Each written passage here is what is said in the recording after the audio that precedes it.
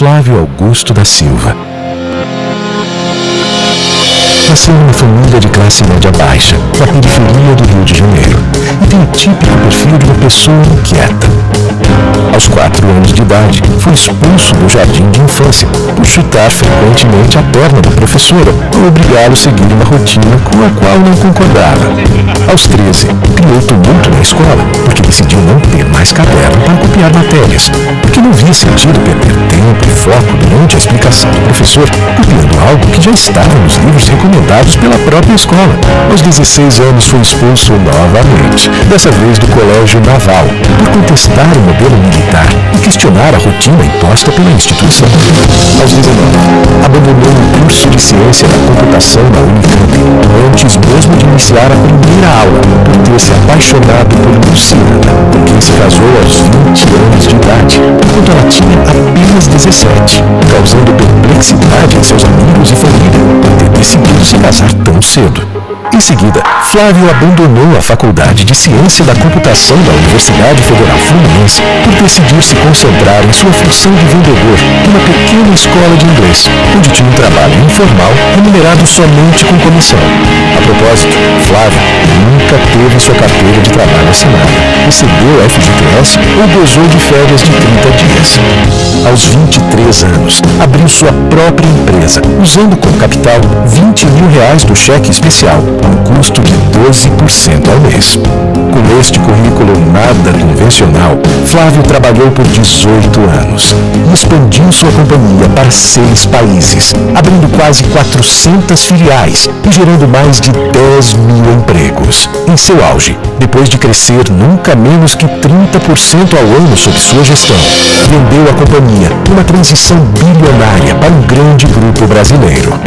Quando todos achavam que sua aposentadoria havia chegado, Flávio comprou um time de futebol profissional nos Estados Unidos, gerando muita desconfiança. Afinal, o futebol nos Estados Unidos ainda era considerado um esporte irrelevante. Flávio investiu $110 milhões neste projeto. Depois da Copa no Brasil, apenas poucos meses depois de sua aquisição, o mundo inteiro se rendeu ao mercado americano, considerando-o um fenômeno e a próxima fronteira conquistada para o mercado de futebol. Isso elevou a avaliação de seu clube em mais de $325 milhões, o que tem sido alvo de assédio por investidores de todo o mundo. Fundou há 4 meses o meusucesso.com, uma escola online de negócios onde mais de 30 mil alunos já participaram de suas aulas em apenas 4 meses. Aliás, esta startup precisou de apenas 38 dias para faturar o seu primeiro R$1 milhão. Ainda em 2014, fundou o TBDH Capital, que já investiu em mais de 5 empresas nos últimos meses. Flávio questiona o inquestionável, cria, busca soluções e acredita no potencial do ser humano, principalmente dos que são rejeitados e considerados desqualificados por não terem, como ele, se adequado ao modelo convencional. Flávio considera o sistema de ensino formal limitado e ultrapassado por não priorizar o desenvolvimento das capacidades emocionais e a construção de uma mentalidade vitoriosa. É um sistema focado somente no acúmulo de informações, como se isso fosse bastante para que o indivíduo se torne relevante para a sociedade. O seu maior prazer é ver o torto se endireitar, o feio desabrochar sua beleza, o rejeitado tornar-se desejado por aqueles que um dia o desprezaram. Há 3 anos e meio, diante de todos os seus compromissos, Flávio criou o Geração de Valor, com o objetivo de colaborar com os que estão em busca de conquistar o seu espaço nessa sociedade padronizada e repleta de contradições. De lá para cá, investiu cerca de 1h30 todos os dias para criar pessoalmente o conteúdo e interagir com os GVs, totalizando mais de 1.900 horas de trabalho desde sua fundação. O resultado desses 3 anos e meio é essa coletânea do melhor que foi produzido neste período para lançar este livro, o primeiro livro do Geração de Valor. Olá, bom dia. Flávio Augusto da Silva. Prazer. Como vão? O pessoal me ouve aí de trás? Ouve bem? Bom, antes de mais nada, quero aqui agradecer o carinho com que estou sendo recebido aqui nesse evento. Confesso que estou me adaptando, porque estou acostumado às vezes a falar com uma plateia um pouco mais quadradinha, e aqui eu vejo a galera toda descolada. Inclusive até vim com outra roupa, não vim de terno, tá vendo? Para ver se eu consigo me ambientar um pouquinho mais. Mas eu me sinto muito à vontade aqui, porque acima de tudo, independentemente de qualquer diferença de idade que tenhamos, nós temos muitas coisas em comum. Não é? Eu acredito que cada pessoa que está aqui hoje tem um sonho.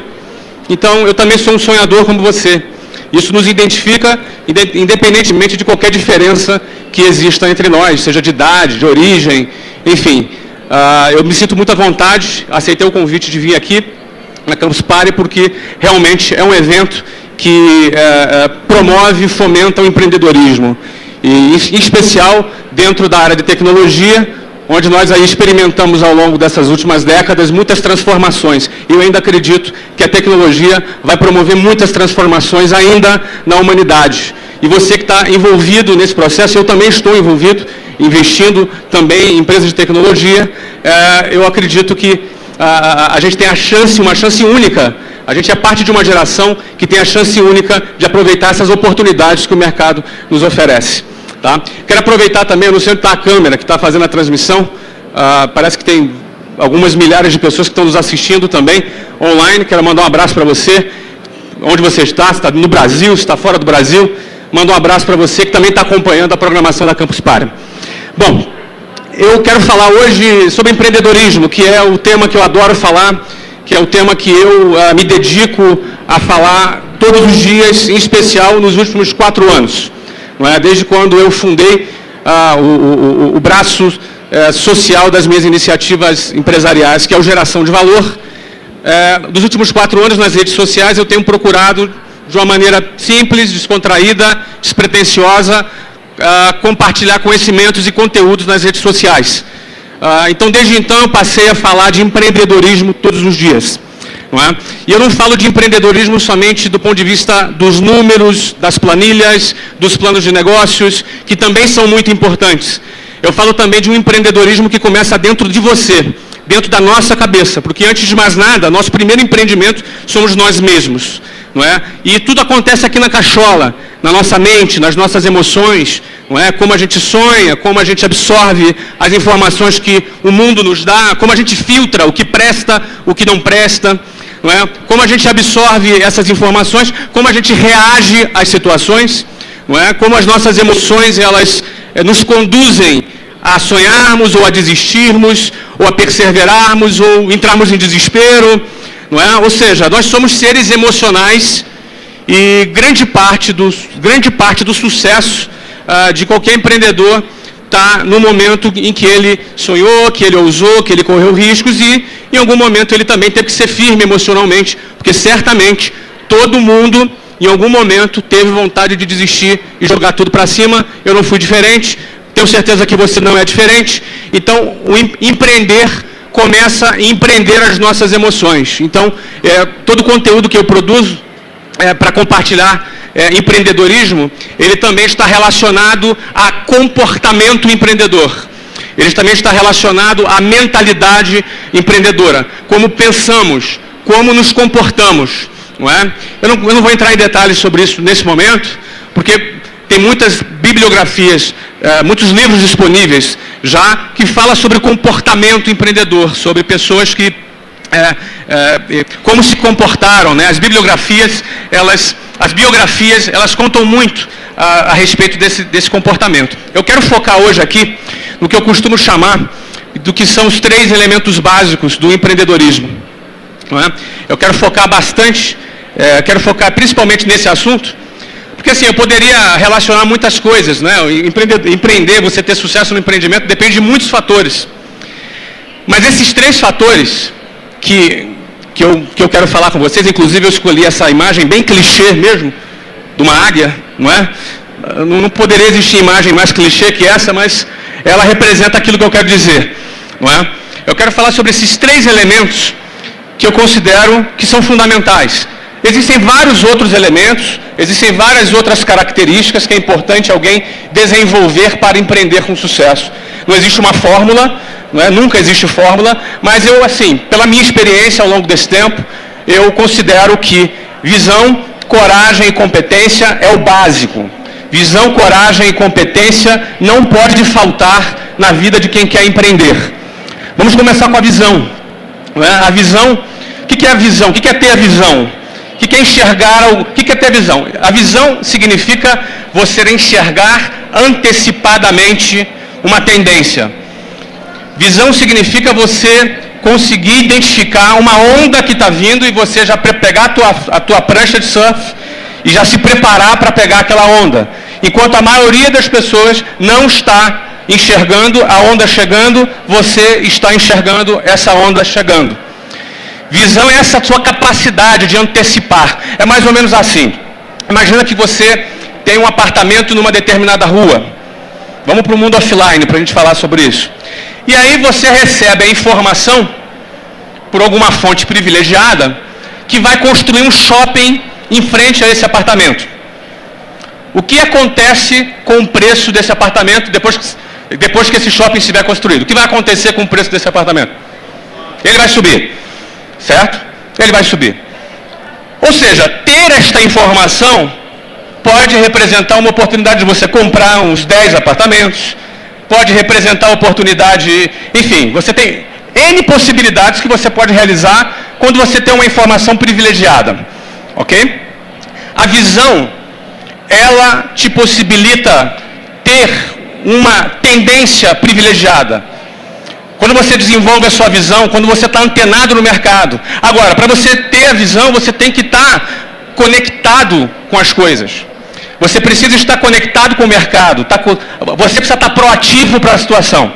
E aí você tem a possibilidade de ter uma visão, de enxergar alguma coisa antes. Você vê todas as histórias de alguém que criou alguma coisa relevante, houve um momento que o cara teve um insight. Esse insight é o momento que ele começa a construir a visão dele.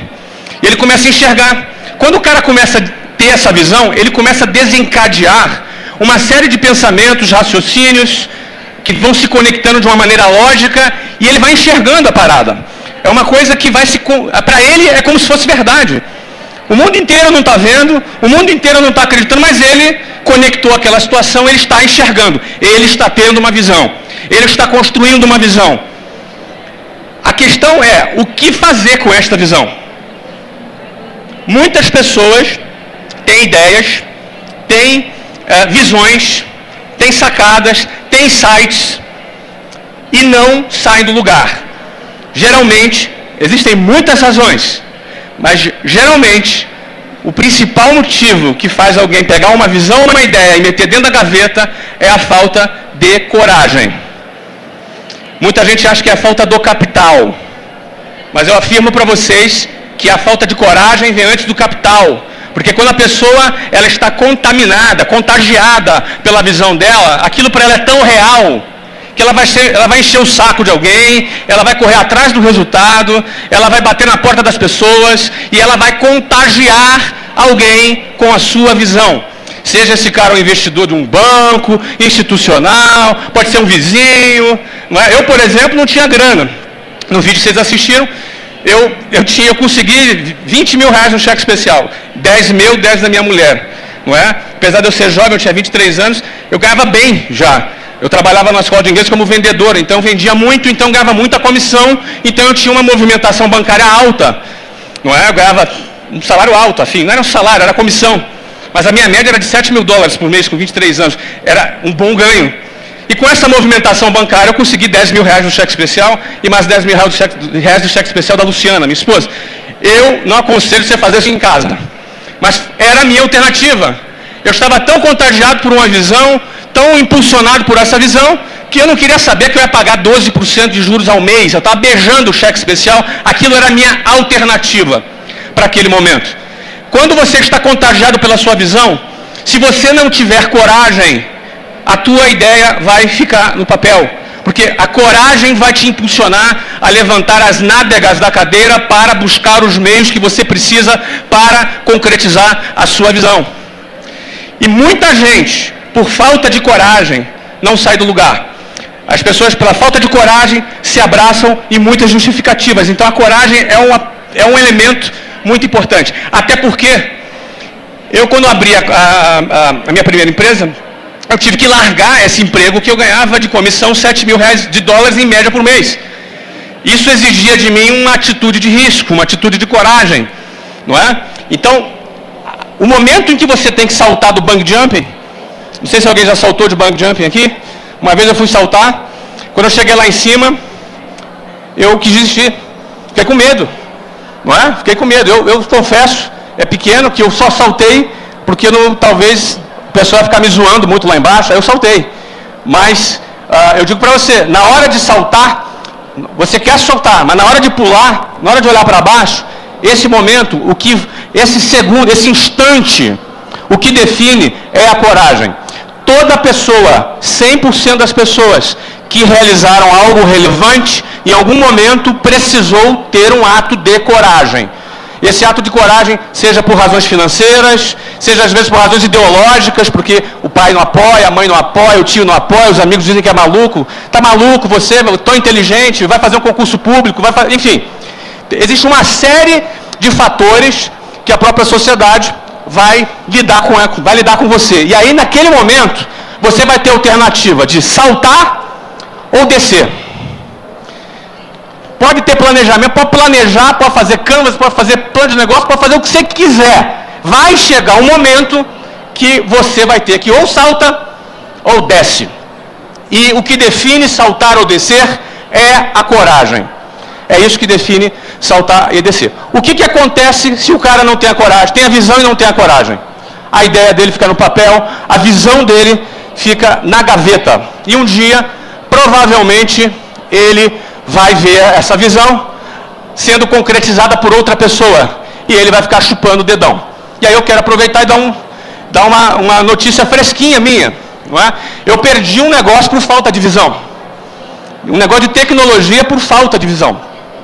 Eu recebi há 2 anos atrás um rapaz nos Estados Unidos, eu morava em Orlando, recebi ele para um almoço e ele me trouxe um projeto.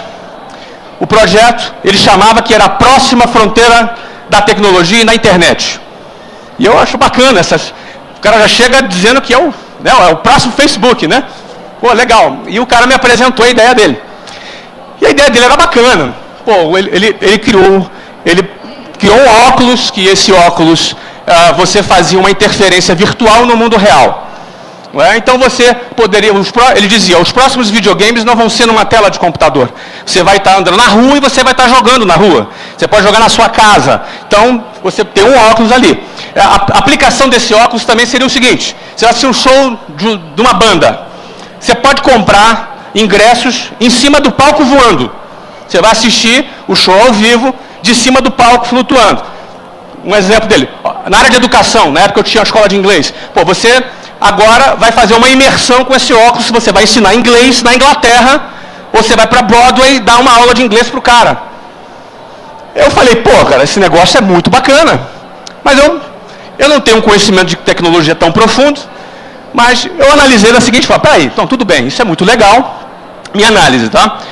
Mas como é que vai ser essa interferência virtual no mundo real? Isso é em tempo real. Qual é a infraestrutura que isso vai ter que ter? Porque eu estou falando de milhões de pessoas usando no mundo.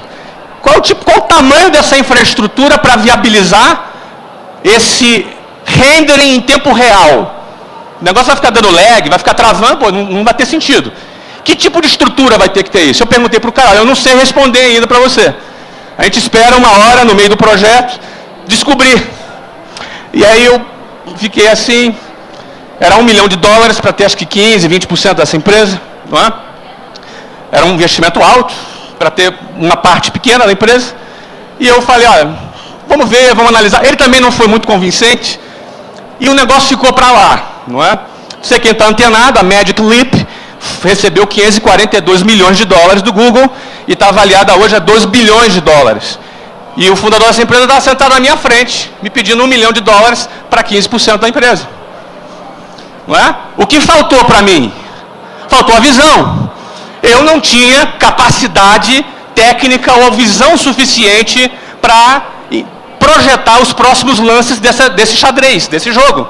Eu não tive, até onde eu consegui enxergar, eu não vi viabilidade para os próximos 50 anos. Eu acho que eles também não veem.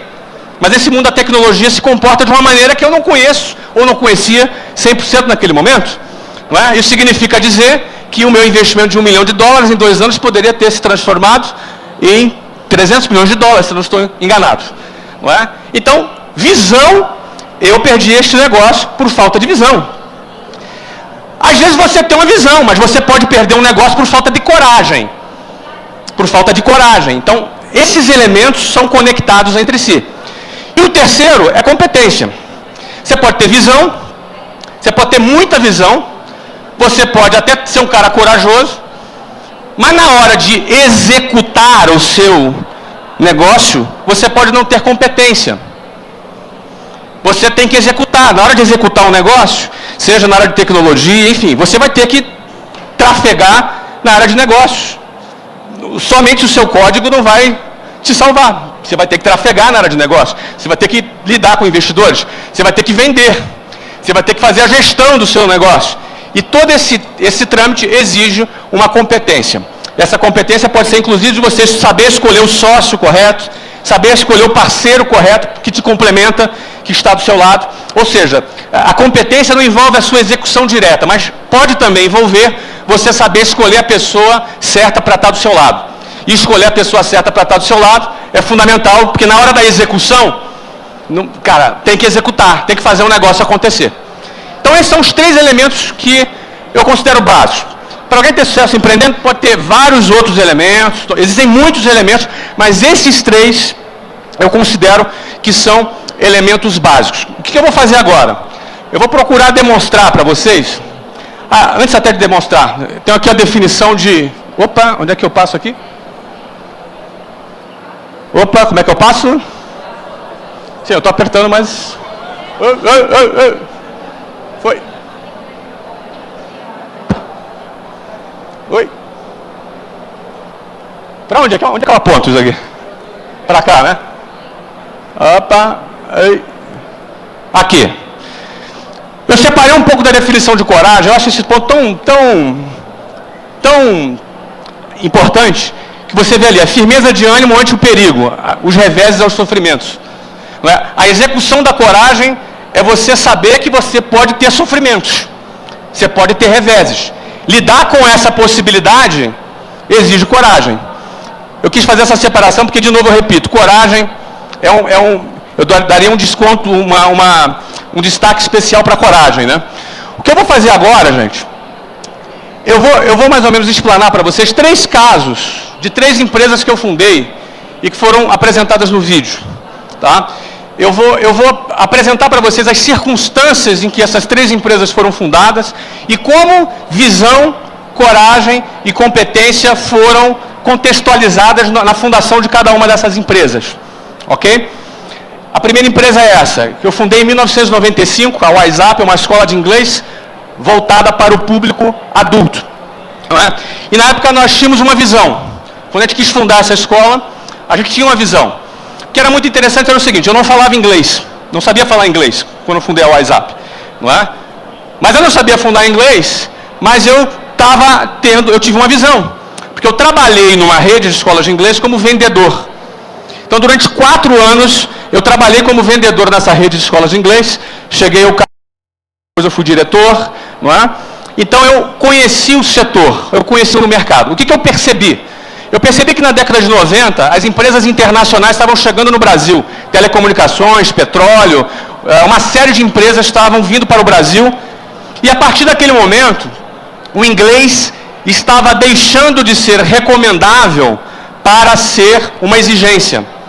O inglês estava deixando de ser uma situação que era recomendável para o futuro, para ser um requisito para um profissional trabalhar numa grande empresa, numa empresa multinacional.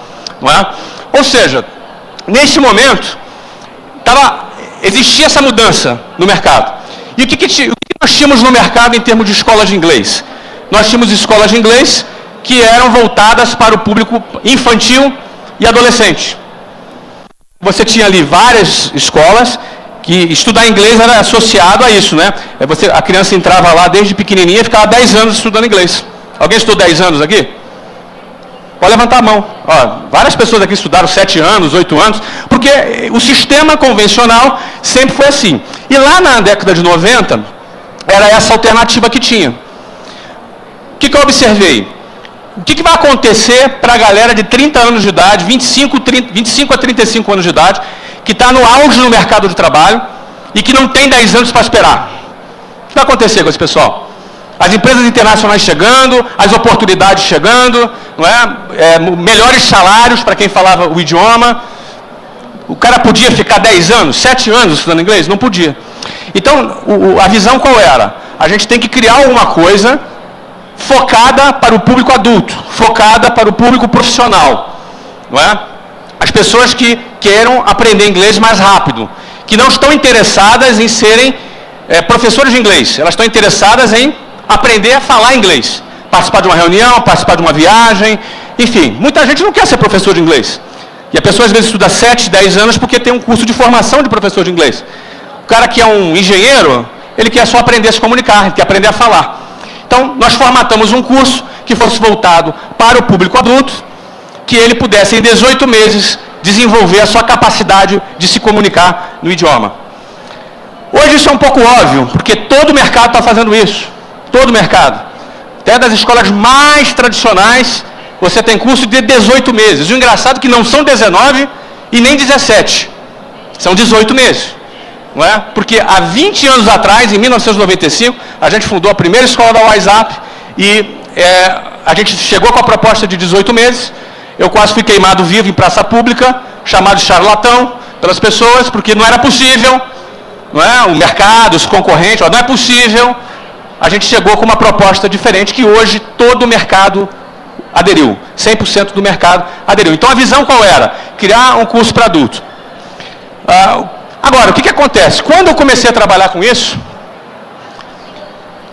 1990 era eu aí, ó. Eu e a Luciana, né? Tudo isso começou por isso. De onde saiu essa história? Eu estava fazendo engenharia de computação. Eu ia fazer na Unicamp, engenharia de computação. Não é? E comecei a namorar com essa menina. Ela tinha 15 anos, aí eu tinha 18.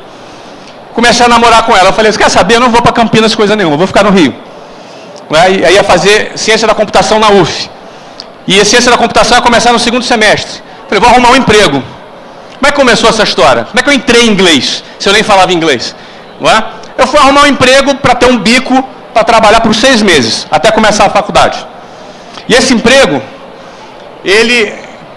isso aqui é a Luciana hoje, tá? E eu. E esse emprego era aqui, ó. Esse era o meu primeiro escritório. Por quê? Porque eu tinha que fazer contato com os clientes do telefone público.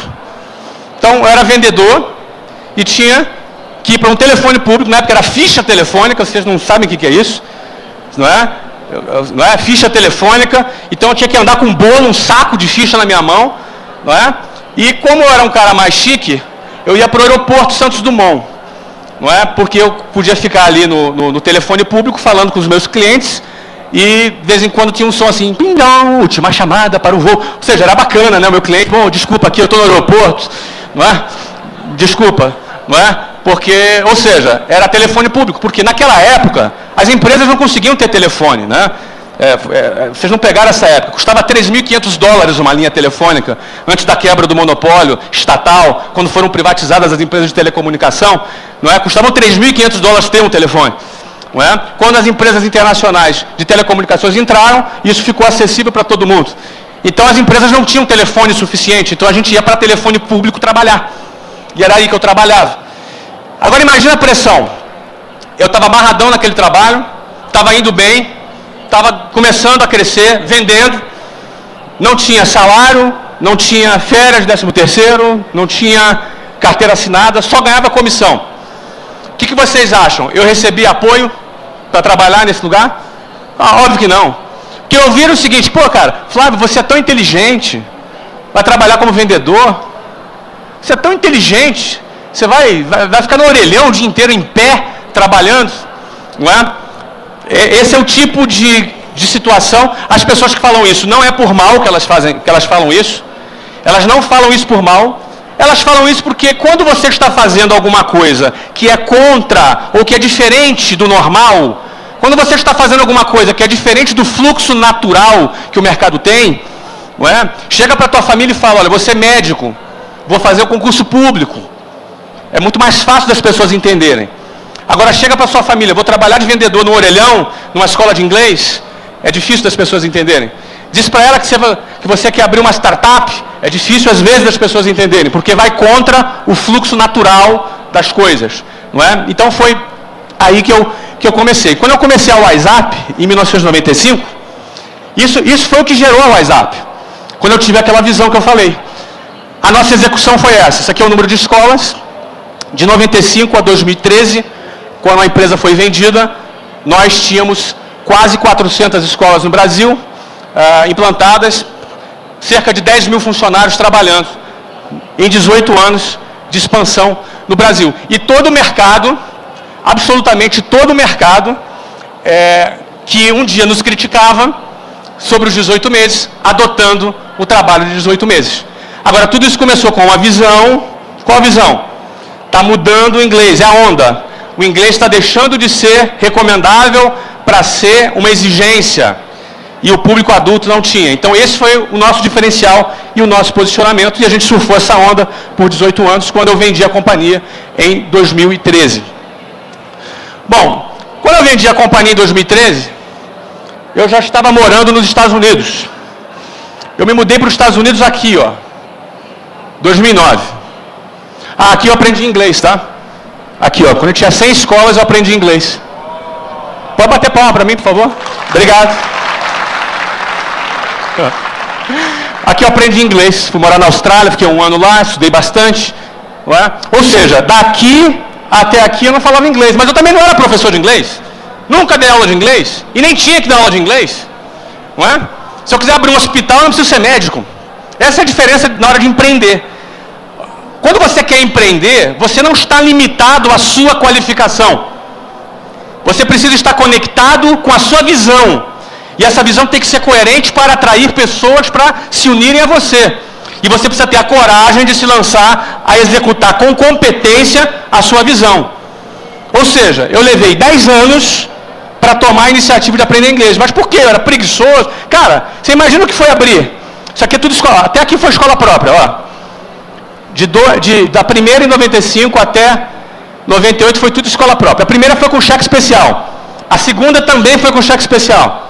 A terceira e a quarta já foi com a grana que eu estava ganhando dessas duas. E a partir daí a gente foi se autofinanciando até 1998. Sem nenhum investidor, sem nenhum sócio. Aliás, durante todo o percurso, nunca tivemos nenhum investidor. Eu vendi 100% da companhia para a empresa que nos comprou. Certo? O que acontece? Agora aqui não. Aqui foi quando eu aprendi a falar inglês. Eu falei, pô, tá na hora agora. Fui para a Austrália.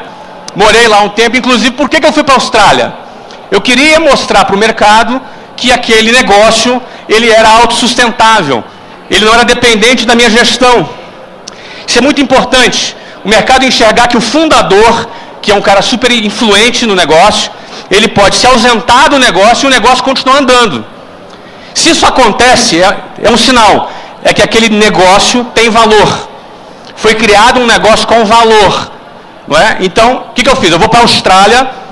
Por que a Austrália? Primeiro, eu acho o país legal.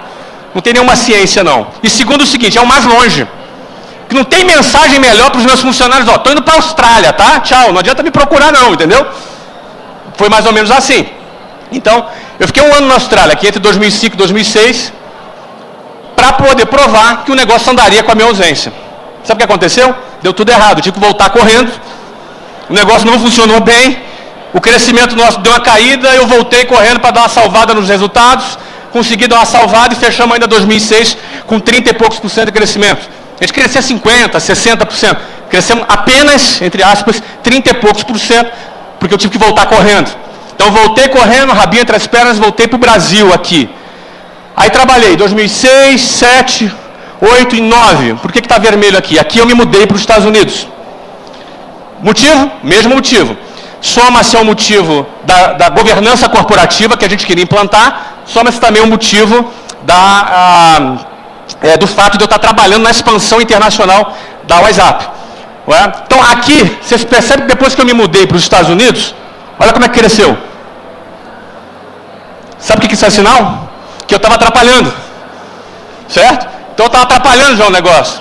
O negócio já estava pronto para decolar. O negócio já estava pronto para poder bombar. E foi o que aconteceu com a minha ausência. Acontecendo isso na minha ausência, obviamente a gente começou a ser muito assediado até o momento que a gente fez a venda da companhia. Eu poderia ter feito um IPO, poderia ter adquirido outros negócios, mas eu decidi vender. Muita gente me pergunta, por que você decidiu vender um negócio que crescia desse jeito, que dava 86 milhões de EBITDA aqui? Não é? Por que você vendeu um negócio como esse? Porque eu sou construtor. Eu me considero um cara que constrói. Eu sou um construtor. Eu não me considero um síndico, que é um cara que cuida do prédio construído. Eu gosto de construir. Eu gosto de construir projetos. Eu não gosto de ser síndico. Eu acho que eu não sou um bom síndico, inclusive. Mas eu acho que eu sou um bom construtor. Não é? Então, quando eu entendo que o meu papel é construir, eu entendi que eu já construí essa história, já era hora de eu sair do negócio. E aí um grande grupo brasileiro comprou esse negócio e hoje dá sequência nesse negócio. Não é? Então, essa aqui é a história da WhatsApp. Esses números aqui é um pouco da história da questão da competência de gestão que precisa acontecer, que precisa existir. Eu não sei quantas vezes eu aperto aqui, porque não vai. Foi? Foi. Então, tudo certo. Um negócio que foi vendido por quase R$1 bilhão, 100% da empresa era minha, tudo certo, está na hora de aposentar. Não é? Mas aí aconteceu uma coisa. Voltando aqui, ó. Quando eu me mudei para cá, meu filho Breno, tem um filho chamado Breno, que hoje tem 15 anos de idade. Ele tinha aqui na época 10 anos de idade. O Breno começou a jogar futebol nos Estados Unidos. E começou a se destacar. Ele é um bom jogador, ele começou a se destacar. E é o que acontece. O Breno começou a jogar numa equipe que viajava por toda a Flórida participando de torneios. Foi aí que eu encontrei um novo emprego para mim, que era motorista de jogador de futebol de 10 anos de idade. E esse era o meu carro, sênior. Então, fim de semana, eu ia dirigindo pela Flórida, levando o Breno. E comecei a observar, não é? Aí é que está, a observação é parte do processo de gerar uma visão. A observação. Eu comecei a observar e comecei a questionar, que é um outro elemento que produz visão. Questionar. Eu comecei a levar o Breno, comecei a observar e questionar o público, tudo que estava envolvido naquilo. Era um futebol de moleque de 10 anos de idade. Então, todo fim de semana eram torneios na Flórida inteira. Nós viajamos por várias cidades e sempre lotado de criança, lotado de pai e mãe, lotado de gente. E aquilo me chamou muita atenção. Aquilo me chamou muita atenção e eu falei, pô, peraí, cara. Eu pensei que eu fosse vir para a América e fosse ver beisebol, futebol americano, fosse ver basquete. O que eu estou vendo aqui é estranho. Estranha essa galera toda. Eram milhares de crianças, milhares de pais envolvidos nos torneios. Aquilo ali para mim foi muito estranho. E eu comprei uma pesquisa. Não é? Comprei uma pesquisa e essa pesquisa me mostrou alguns números. Sabe a pesquisa? Cadê a pesquisa? Opa, foi. E essa pesquisa mesmo, opa, cadê você? Isso. Já senti que tem um operador ali. Vou usar o operador agora. Bom, essa pesquisa tinha esses números. Primeiro, nos Estados Unidos, em 2011, eram 24 milhões de jovens entre 5 e 17 anos que praticavam futebol. 24 milhões. Você acredita que é o seguinte, não existe nenhum esporte nos Estados Unidos que tenha 24 milhões de pessoas praticando. São 24 milhões de pessoas praticando futebol. O futebol já é o esporte mais praticado dos Estados Unidos. Já é o esporte mais praticado. E aquilo ali me deu um choque. Falei, pô, peraí. Isso está fora da minha intuição. Isso está fora... Como assim o futebol é o esporte mais praticado nos Estados Unidos? Não é? É o segundo esporte preferido do americano até 24 anos de idade. Significa o seguinte, as novas gerações... Primeiro lugar, futebol americano. Segundo lugar, futebol. Isso entre os americanos. Ou seja, beisebol, que é a MLB, que é a liga de beisebol, e a NBA, que é a liga de basquetebol, já não é parte da preferência dos millennials nos Estados Unidos. Ou seja, isso aponta o quê? Que para o futuro, que chegando uma nova geração, essa geração crescendo, o futebol adota um papel de segundo principal esporte nos Estados Unidos. Isso é uma coisa muito grande. Né? Haja visto que o basquete hoje é o terceiro esporte dos Estados Unidos, se for considerar todas as idades, e ele movimenta mais de 20 bilhões de dólares nos Estados Unidos. Ou seja, o futebol já ultrapassou o basquete hoje em média de público e caminha para nos próximos 10 anos ser o segundo esporte dos Estados Unidos. Isso eu observei nessa pesquisa. É o primeiro esporte entre o público latino, são 56 milhões de latinos. 56 milhões de latinos são 5 vezes e meia a população de Portugal. É o primeiro esporte dos latinos. E 21 mil torcedores por jogo. Somente atrás da Alemanha, Inglaterra, Espanha e México. O Campeonato Brasileiro, o Série A, tem uma média de 12 mil torcedores por jogo. O Campeonato Brasileiro, Série A. O Campeonato Paulista tem uma média de 5 mil torcedores por jogo. E o Campeonato Carioca tem uma média de 2.300 torcedores por jogo. A MLS tem uma média de 21 mil torcedores por jogo. É uma coisa muito acima. Você sabia disso? Eu acho que não. Eu não sabia. Quando eu vi isso, eu falei, peraí, tem uma visão aí, cara. Passa para o próximo, por favor. Qual é a visão? Futebol é um fenômeno em plena ebulição nos Estados Unidos, o maior mercado de marketing esportivo do mundo, porém ainda não tinha sido percebido pelo mercado. Logo, ainda não está precificado. É mais ou menos assim. O futebol é aquele apartamento que vai construir um shopping, só que ninguém sabe. Percebe? Ninguém sabe. Ninguém percebeu. Eu não tinha percebido. Então eu falei, olha, pronto, isso aqui é uma excelente oportunidade. Minha primeira ideia foi criar uma rede de escolas de futebol. Ia criar franquias de futebol nos Estados Unidos. Eu já dominava esse formato por causa da WhatsApp. Eu vou fazer esse negócio. Me aprofundando na pesquisa, eu fui para o futebol profissional e falei, olha, vou comprar um clube de futebol. Pronto, está resolvido. Vou comprar um clube de futebol. Então a visão era essa. O futebol em 10 anos nos Estados Unidos vai ser o topo do futebol mundial. Não é porque o americano é talentoso, não. É porque lá é o maior mercado de marketing esportivo do mundo. É o lugar que tem mais dinheiro. E quando você tem mais dinheiro no mercado, você compra os melhores jogadores. Simples assim. Por que os melhores jogadores jogam na Europa? Porque lá os clubes têm grana para pagar eles. Então, esse movimento começa a acontecer numa escala menor ainda. Kaká foi para lá, Lampard está indo para lá, Davi Villa também, Gerrard da Inglaterra, o Sovienko da Itália. Todos esses são jogadores que estreiam na Liga esse ano. Esse movimento já começou a acontecer e nos próximos 10 anos, com o desenvolvimento do capital, do negócio futebol nos Estados Unidos, essa tendência vai avançar. Passa para o próximo, por favor. Bom, e aí foi a hora da coragem, né? Existia a visão, a visão era muito legal, era muito bonita, mas aí agora chegou na hora de ter que pagar a conta, né? Essa conta custaria 110 milhões de dólares. E digamos que você comprar alguma coisa de 110 milhões de dólares, você tem que ter um bom motivo. Concorda comigo? E você tem que ter coragem. Você vai botar 110 milhões de dólares no futebol nos Estados Unidos. Eu ouvi um dos adjetivos que eu mais adoro ouvir. Qual é? Ah, que delícia. Cara maluco! Cara louco! Pô, que delícia quando alguém me fala isso, entendeu? Eu costumo dizer que se alguém não está te chamando de louco, você está errando alguma coisa. Você está seguindo a boiada, você está agradando a todo mundo. Porque quem quer fazer alguma coisa extraordinária vai ter que desagradar alguém.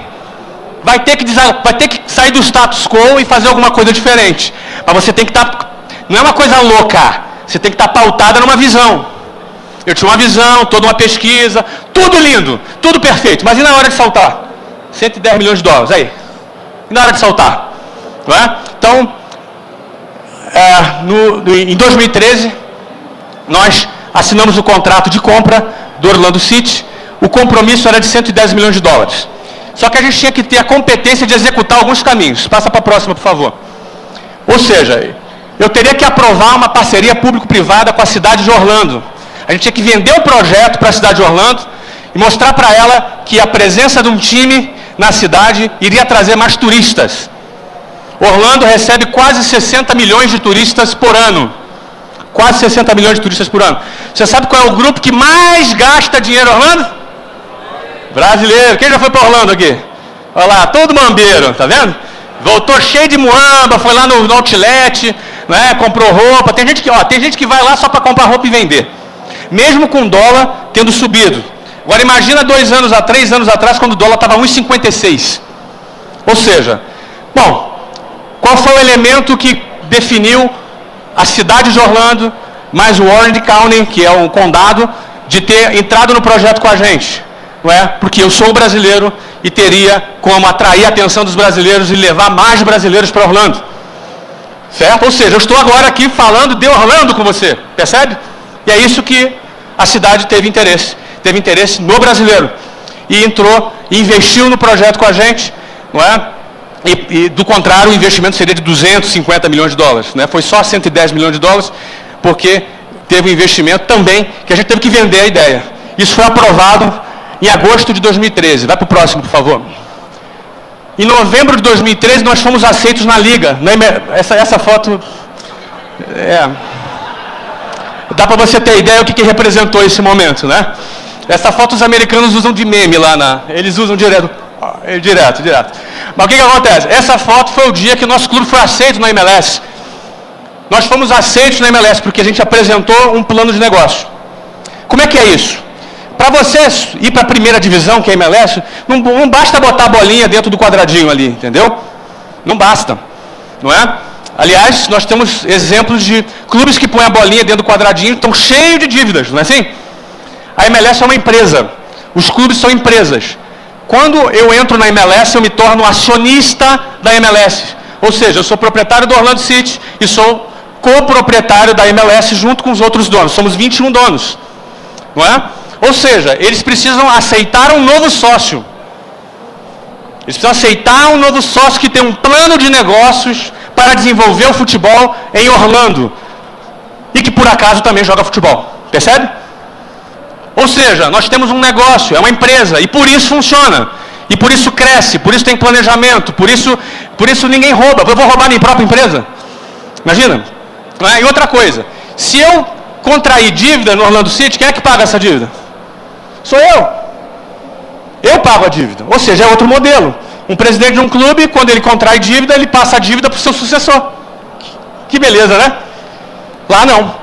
É um outro modelo. Isso me atraiu a entrar, investir no futebol nos Estados Unidos. Então, em novembro de 2013, nós fomos aceitos na primeira divisão. Pode entrar, por favor, para a próxima. Bom, em fevereiro de 2014, a gente teve a aprovação do Orange County. No Orange County, o que aconteceu? Nós tivemos a ampliação do nosso estádio. Hoje, nós vamos estrear agora, no dia 8 de março, e no dia 8 de março, nós vamos jogar no Citrus Bowl, que é um estádio para 65 mil lugares. Vamos jogar nesse estádio por 1 ano. Esse estádio está à nossa disposição. Nós somos o único time da cidade. Além desse estádio, nós já estamos construindo um novo estádio, que é o nosso próprio estádio, que vai ter entre 20 a 28 mil lugares. E inaugura em março de 2016, no prazo e no orçamento. Não é? Ou seja, o que vai acontecer? A gente vai ter o nosso próprio estádio. Obrigado. Vai para a próxima, por favor. Assim, eu dou uma ênfase no estádio porque eu sou flamenguista, né? E eu não tenho estádio, né? A gente não tem estádio, né? Pois é. Agora, a gente tem 2. Um de 65 mil e um de 20. É outra realidade. E essa realidade é resultado do modelo do futebol nos Estados Unidos. O que nós fizemos? Em julho de 2014, contratamos o Kaká. Contratação do Kaká para Orlando colocou o Orlando City no mapa do futebol mundial. Não é? E a gente estando no mapa do futebol mundial, o que aconteceu? A gente se tornou conhecido no mundo inteiro. O que aconteceu em paralelo a isso? Em paralelo a isso, a Copa do Mundo revelou os maiores índices de audiência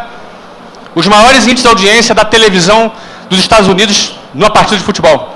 Os jogos dos Estados Unidos na Copa, eles tiveram mais audiência do que as finais da NBA e do que as finais do beisebol.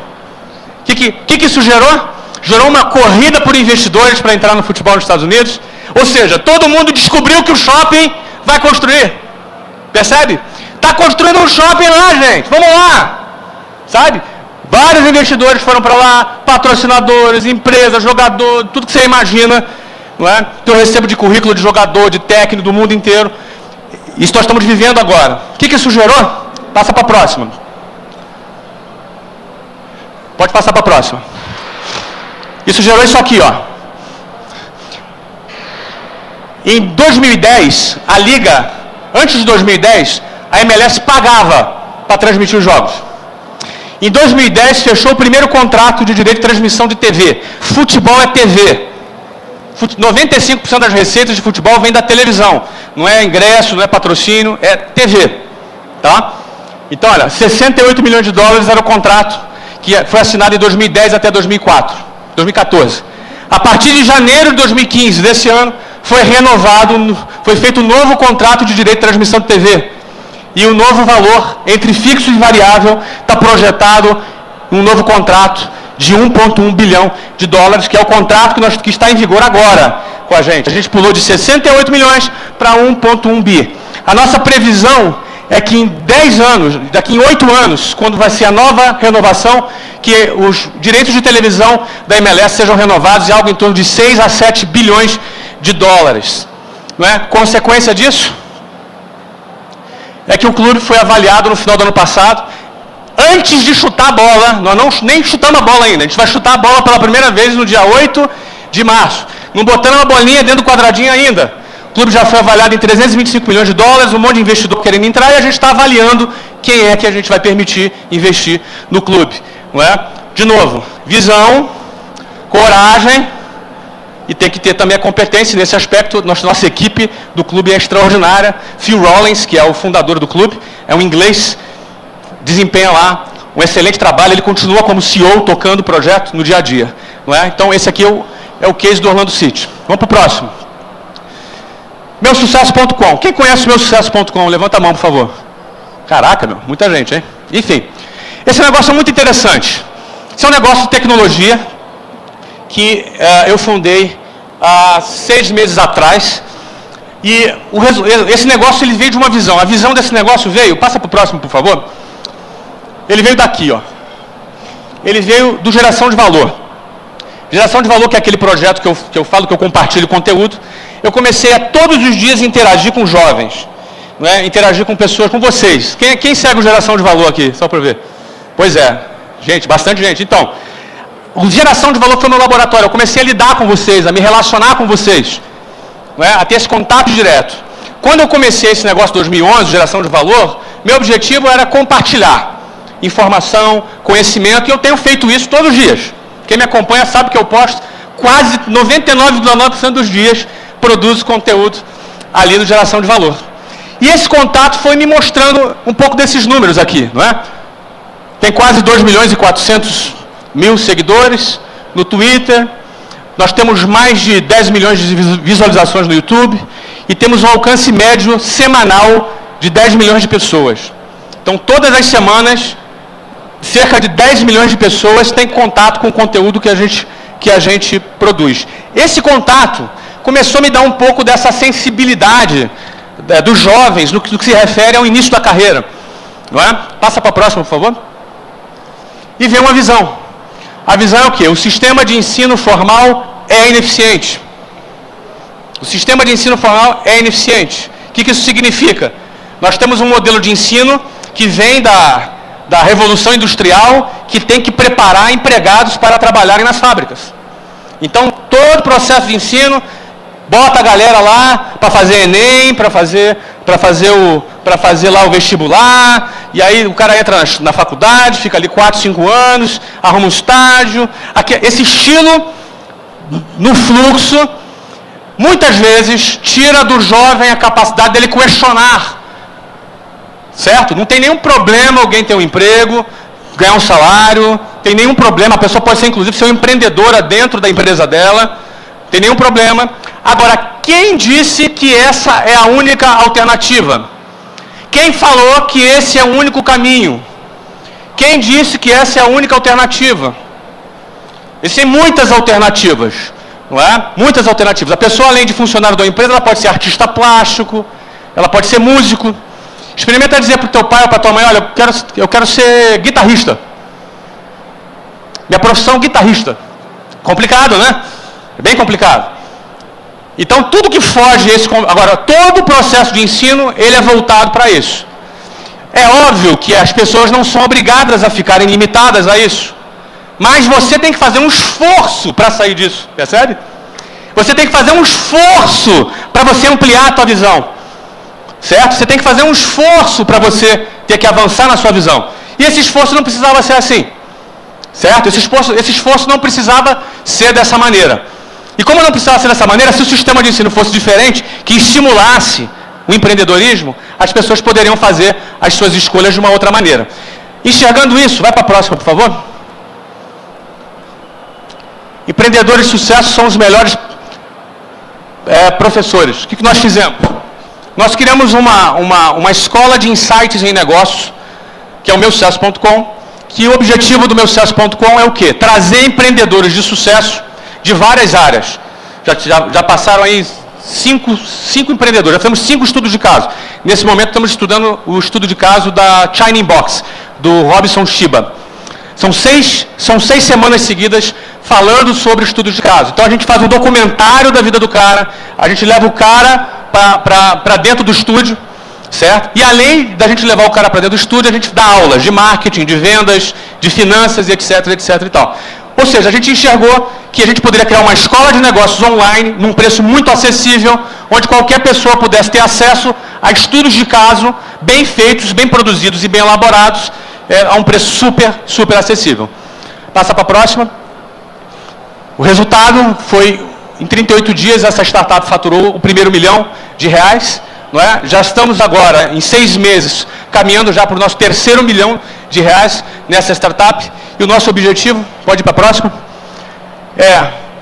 finalizamos 2015 com 50 mil assinantes, 2016 com 100 mil assinantes, 2017 com 150 mil assinantes presentes em 10 países, em 10 idiomas diferentes. Tá?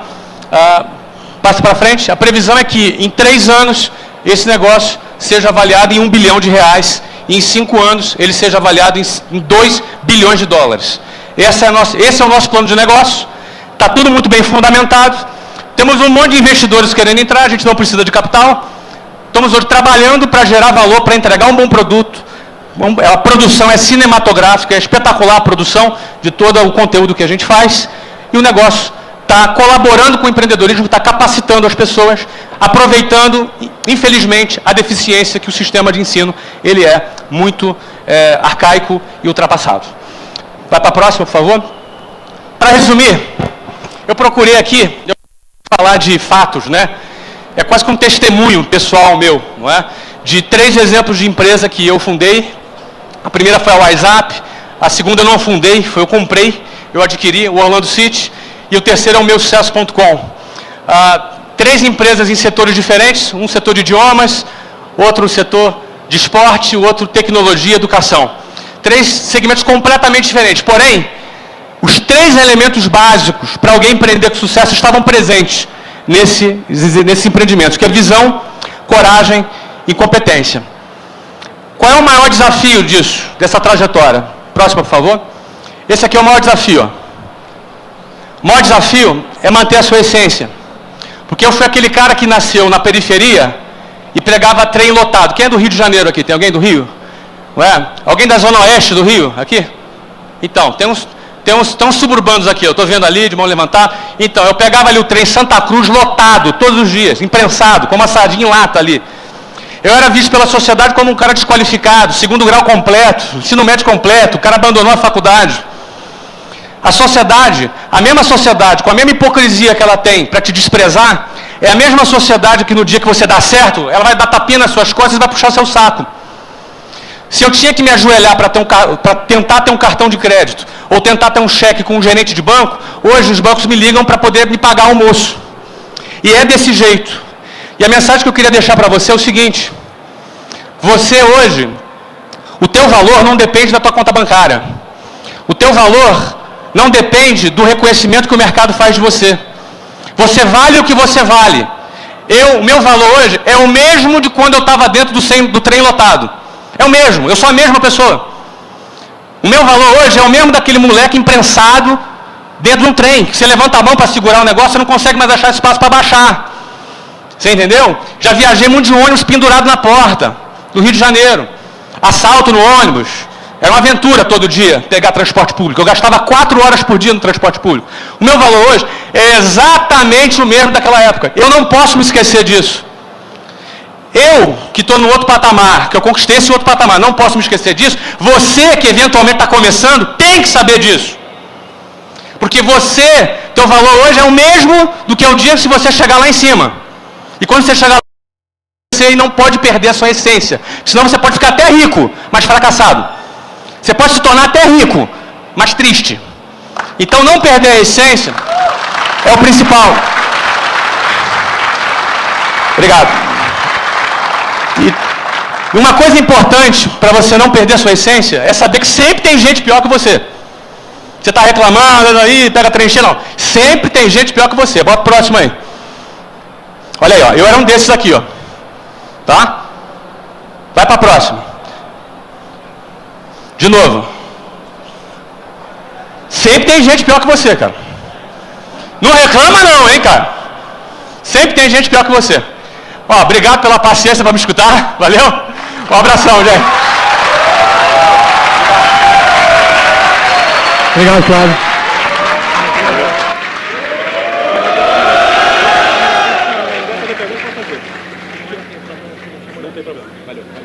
Gente, um abração, tá? Valeu. Gente, vamos fazer um O mais alto ainda para ele, para tchau. O palco vai parar agora para o hora do almoço e volta às 2h pouco com o